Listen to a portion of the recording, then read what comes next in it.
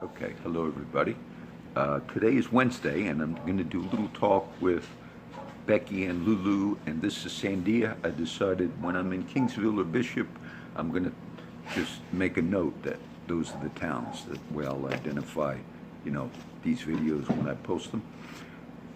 Today, sometimes I'll just say, well, I won't prepare anything, and I'll just talk a little bit of whatever comes up.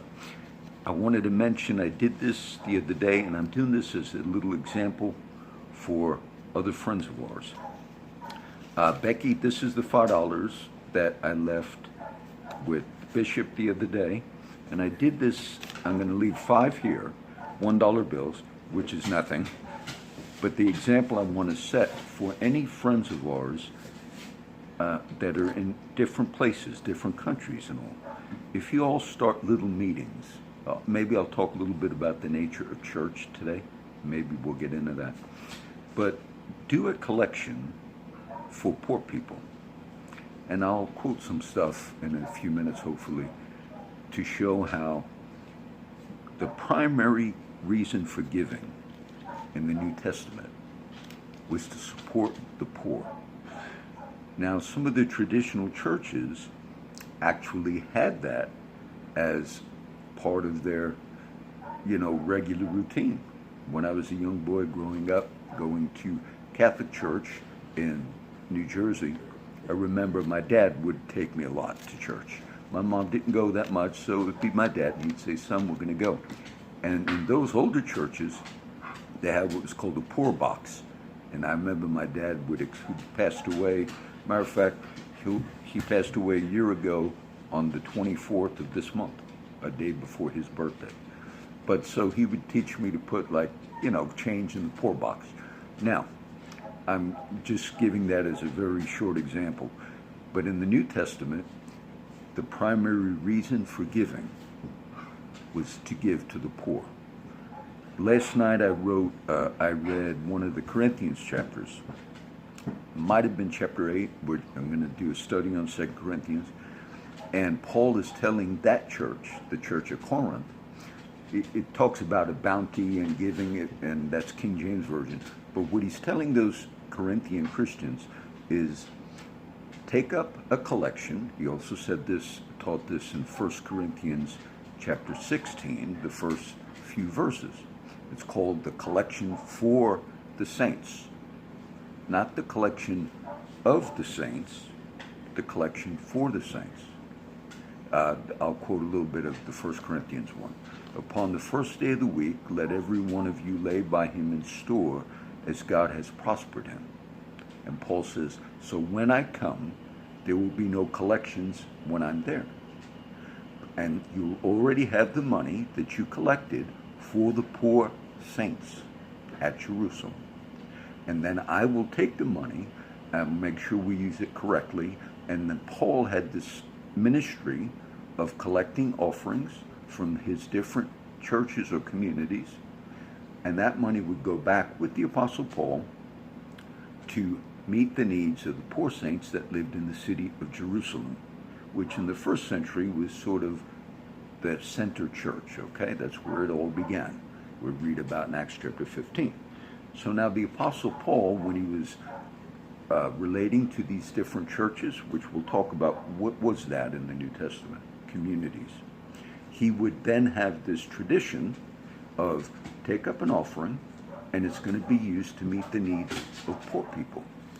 Very interesting that that's one of the main priorities of giving in the New Testament. So I do this just as an example, and if I do it in wherever else we do these little examples, the idea is take $1 a day and give it away to somebody that's poor. It might not help a whole lot, but it's an example, okay? So any collections that, if people want to do their own little meetings and start, like these types of things, do that. That would set the example.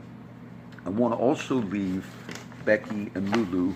I left one with Eliseo and Bishop last week, and I'll leave. This is a little book I wrote many years ago, and it's on the website. and it's called Further Talks on Church and Ministry. So I made some copies, and I'm going to leave this with Becky and Lou. And this talks about, I don't want to read all the chapter headings, but what is the local church? What are examples of what it means to be a pastor in the church, leader in the church? And that has to do with what we call, the technical term is called ecclesiology. Ecclesiology is simply a term that means church government.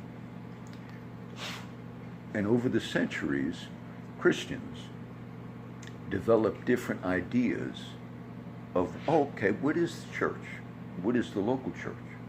And as a young believer, being familiar with some of these ideas, I used to always question, well, is that really a biblical idea of the way a lot of us are doing it?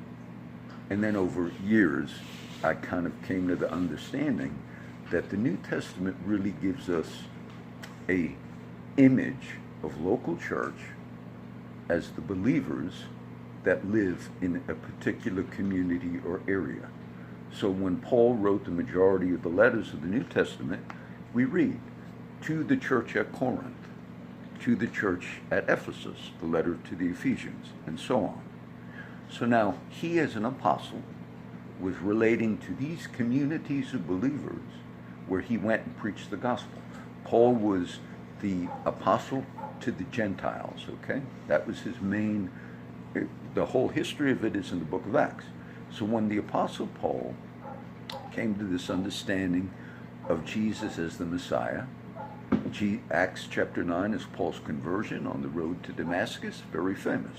So he understood all the things as a Pharisee, as a religious teacher of the Jewish law and the Old Testament, and Paul came to this conversion that Jesus was the fulfillment of everything written in the law and the prophets. We read about that in the Bible.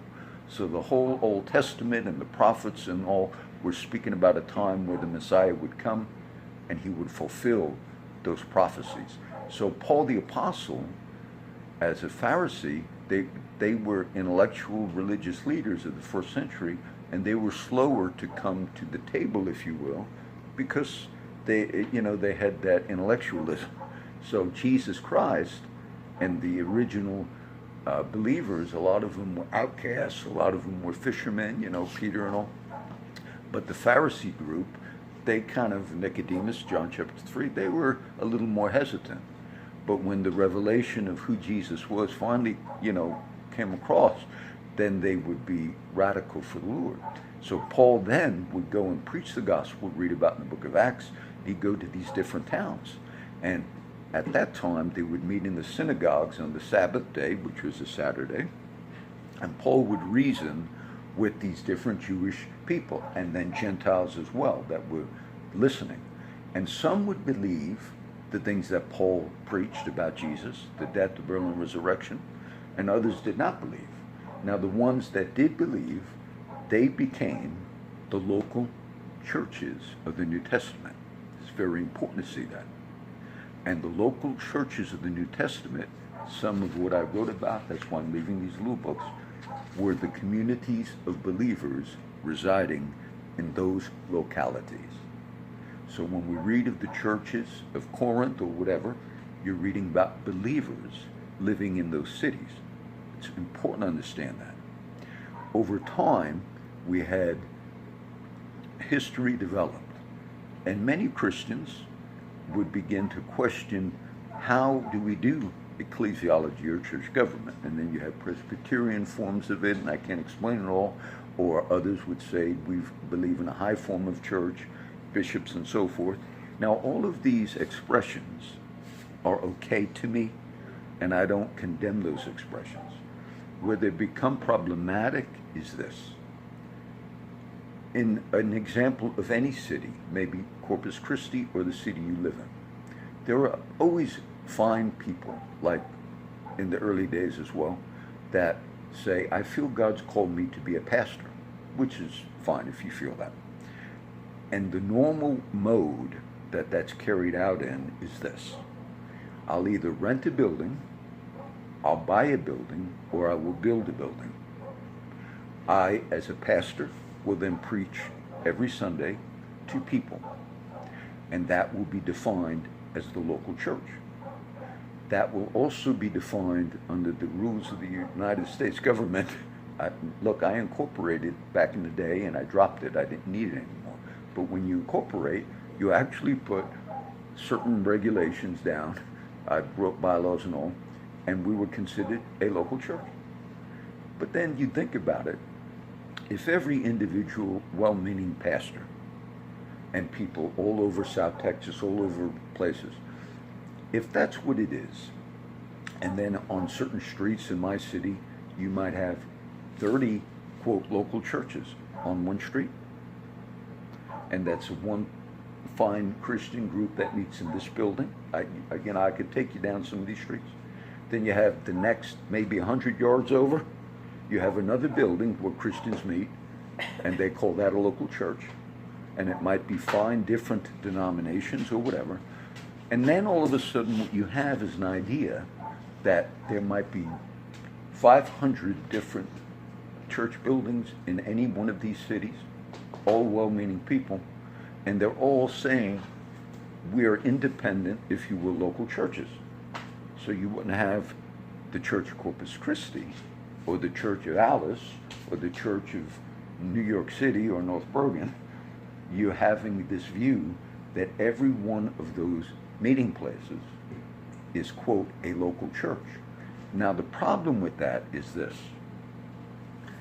Another simplified view of that says, because this is a local church here, and this is one here, and this one here, and this one here, the way they're primarily funded as organizations is you tithe 10% of your money to, quote, that local church, because it's considered the storehouse.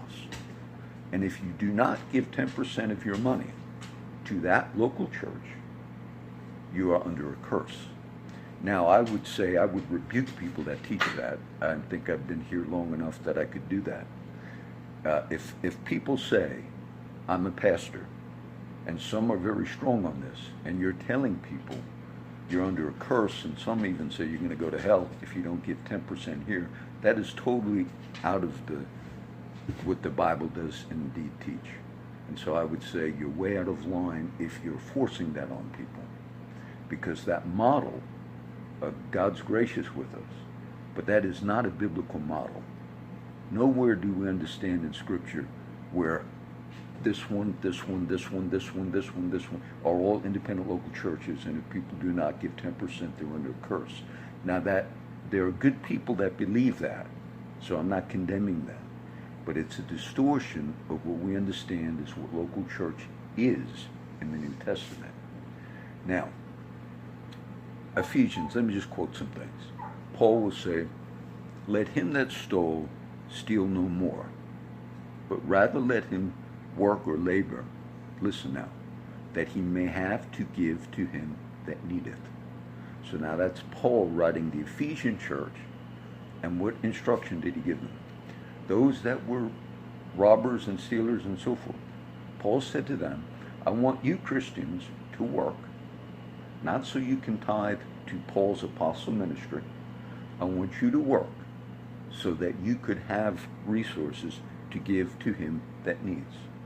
Okay, so we're beginning to see that actually the sharing of your goods with one another was really one of the primary ways you expressed giving in the New Testament. And over time, look, I've read a lot over the years, and over time there have been whole movements of younger believers. I see some of them on these different sites, and they've really caught grasp of this. And some of those younger believers are mad because they were told, if you don't do it a certain way, you know, and they are rightfully mad. They're not rebels because they're understanding, all my things on Zoom, they're understanding, okay, we were kind of taught wrong. The history of Christianity, which I cover a lot, in the 16th century, the 1500s, we have what we refer to as the Protestant Reformation. I covered it a lot, so I won't do too much right now. But in the Protestant Reformation, it was a challenge of I'll say, doctrine of soteriology, which soteriology is a technical term again, talks about the doctrine of salvation. So a lot of the leaders in the church, Martin Luther, John Calvin, Erwin Zwingli, but others, they were good priests that began challenging some of the traditional beliefs of their own church, which was Catholic Church at the time. So I covered some of this recently. So during the Protestant Reformation, you had a challenge of the doctrine of salvation, meaning are we teaching it right? And there was a Reformation. And I think the Reformation, had there was a need and a purpose for it at that time. But then, what about the challenge of ecclesiology? Or how are we doing church? That really did not immediately take place until over a few hundred years, people started questioning. So some would say the Protestants saw, things that were not exactly right, and they changed their views on certain things.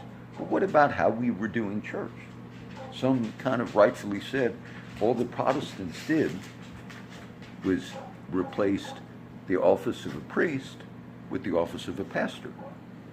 And if you look at what happened, that kind of is true, meaning even though they challenged good doctrinal things that needed to be challenged, they didn't challenge the way we understand church. That's ecclesiology. So many good Catholic priests who became Protestant Lutheran ministers, types of Protestant expressions of Christianity. In England, you had the Church of England, and under Henry VIII, he was a defender of the sacraments and the things of the Catholic Church, but he still wanted to break away from Rome and the Pope for different reasons. So some of you know the history of Henry VIII, and then depending on which one of his children would rise to the throne, Mary, one of the legitimate heirs to the throne, because Henry had a problem. He wanted to have sons, and he didn't have the son to be the heir. So you had things that happened in England, and when Mary would come to the throne, she has the title Bloody Mary, because at that time, right before her, you had someone on the throne of England that was leaning more Protestant, and then they would set up things like more of a Church of England Protestant and Anglican way. Then you had Mary come to the throne. They wanted to get back to the Catholic Church in England, and so sadly many people were martyred under Mary, but the Protestants, some of them did the same thing. Famous cases, I won't do them all. So you had to back and forth in different countries, different ways. What is church? How are we going to practice church? And the Puritans who were many of the original founders of this country, the Massachusetts Bay Colony, these were people that were living in England, and they were Protestants. They were wanting to challenge the church. And what was their problem with England?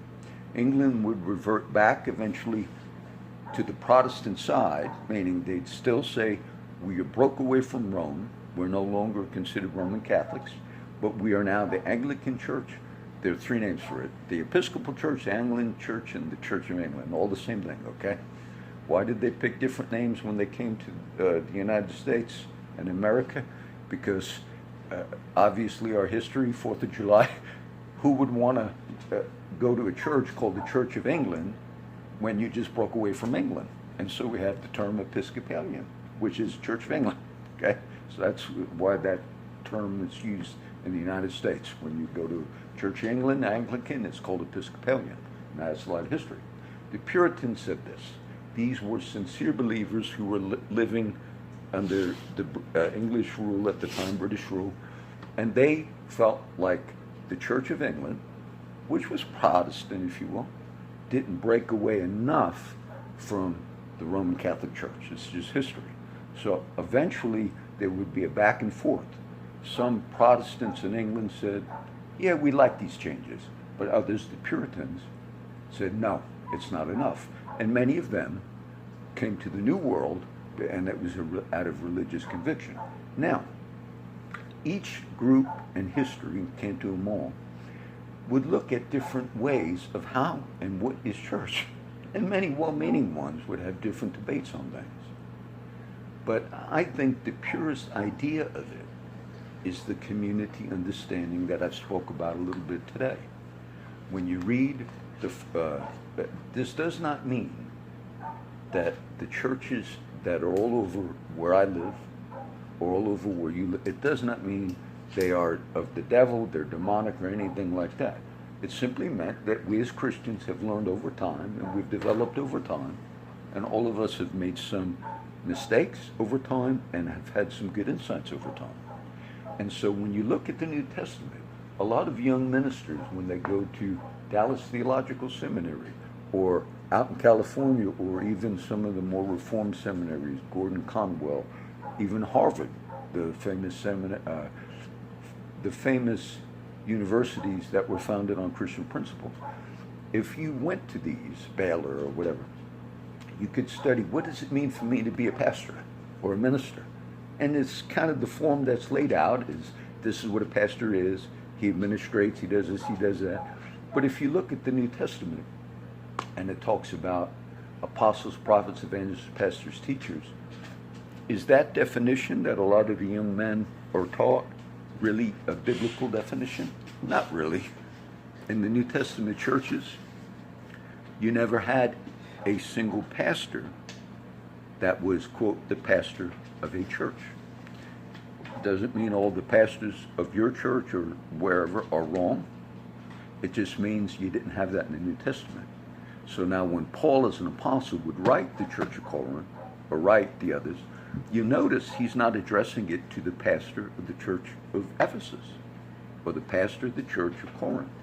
On one of the letters, I think the Philippians, he talks about the leaders and the elders or bishops. So you had a plurality of leadership, in a simple way, that were people that you looked up to in the local Christian community, and they were, quote, the leaders of the church in that city. Simple, not hard to understand that. When you meet in different places, it's okay. If you meet in a building, it's okay.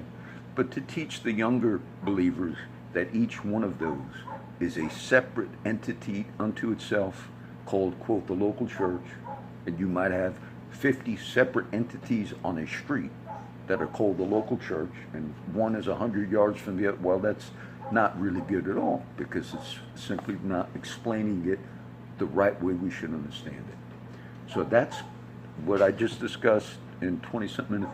That's a little bit of the challenge that came up about what is church government. What does it mean if I feel I'm called to preach? What does that mean? Does it mean I'm going to start a nonprofit corporation defined as local church, and that a certain amount comes in every Sunday? Look, the verse that many good Christians get that from, to give your tithe on Sunday, I quoted that verse. It was 1 Corinthians 16. And the Apostle Paul that's called the collection for the saints. Meaning, you're taking the money, and it's to meet the needs of poor people. Is that what most of us are doing today in local church? No. Is the budget for, quote, local church today 90-something% going to the poor? Of course not. So, when you put people under that, there's verses that are used to explain this, that people justify, bring the tithes into the storehouse. I wrote a chapter on that in that book. We want grace with one another, but the primary thing we want to see is the younger generation of believers, as Christians, understanding what is our role, what is our responsibility. And your role and responsibility is not just to be somebody that's like an audience member of a church, and you primarily see your function as, I go and listen. It's called a spectator mentality. And then I have to give a certain amount to support the organization. All good people are involved in these things, so I'm not condemning these people. But that's not your role as a believer. And that's certainly not a biblical role of what it means to be church, okay? So we share with one another. We get, that's the little example of the $5 thing. We support one another, and we're all Christians in community. And God blesses his people with pastors, with evangelists, apostles, prophets, the different leaders, titles or names I just gave. And what those elders were, if you will, was simply leadership in the community who could be trusted that you could go to. All right? That's what that was. I debated on, uh, you know, I don't get too personal on some of the things that are going on with people I'm aware of. But I do know at times that some people that are in ministry maybe have, really crossed the line. If I have friends that are struggling with drugs or methamphetamine, and somebody is in ministry and they're giving them methamphetamine, that's crossing the line, all right? I'll just say it like that because some of my friends watch this. So if somebody is in leadership and you maybe have a struggle with heroin, and if you're giving other people that you're ministering to, and you're the pastor, and they're the person on the street, and you're giving them meth or heroin, that's really you really cross the line there. That shouldn't be done. And some of these are under investigation right now for finances and things like that. A lot of my friends that watch this know what we're talking about, and I've always been gracious with it. But the last month there's a young boy I work with and some young people, and I tried to be responsible and tell them, if you're going to move on in the Christian life, you have to find a church. And I do recommend Rock City or whatever. I said, you got to find a church where something like that is not taking place. Because if I see a young kid in his 20s and he said, John, I got a problem, and now it's math and it used to be something else. And if you're going to a church and they're providing that to you, okay, that's a problem. I think everybody should know that, and everybody doesn't know that. So I just wanted to mention that because I have not, on a one-on-one level, I've said it a little more the last few months because it's kind of a problem if that's going on. But some of you know. Some of my friends that watch us later, tonight I'm going to post this. So we want to be responsible, and I've been real gracious being I've never said anything too much about personal names, but if that's a problem, that should stop. And that deals with leadership, okay? That deals with, so leaders, that's how that fit in. If you say you feel called to be a pastor, what that primarily means is you're going to shepherd people and bring them along, and that they would be molded in the image of Christ, all right? Not so much that those people are supporting an organization that you are in charge of. Local church is not a corporation that's collecting money to do all types of projects, and that the members are primarily there to give money, and then the projects. No, that's really not a good idea of what that means. Expressions of that take place in our society, and if you're gracious with one another, God's gracious with us. But so today I want you to see that little principle, okay? Wherever you live, whatever tent, those would be the few. It's almost 30 minutes. I'd encourage you to read that book I wrote. It's on my website. You see how many websites I have, all right? So you can just go. It's called Further Talks in Church and Ministry. Becky, I brought this little gift for you the other day, but I didn't make it. It says Becky. I was in the Stripes or one of the stores, and I said, I'll get it for my daughter. So today, I can't do all of that. Some people that are really into ministry and are sincerely seeking God, this could be a big benefit for you, because it'll give you a little different focus, and all of this you can see in the New Testament, and you can, and it's a simplified thing. Jesus has a redeemed community of people, and the Spirit of God lives in that community of people, and that community of people that the Spirit of God lives in is the local church. Okay, and if you're meeting in a different place, I do not condemn that. It's just when it's a legalistic view and you're condemning younger believers, it's a natural outgrowth of the Spirit of God living in a people that are the community and the people of God. Okay? That's a simple thing, and we got to submit to that, and then, that's how we learn. That's how we grow over time, all right? So let me end with prayer, and I think that should be it for today.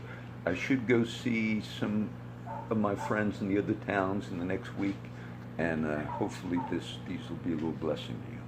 Father, I thank you for letting us have this little talk today. I pray that It would be a challenge maybe to some people that are sincerely looking to go into ministry.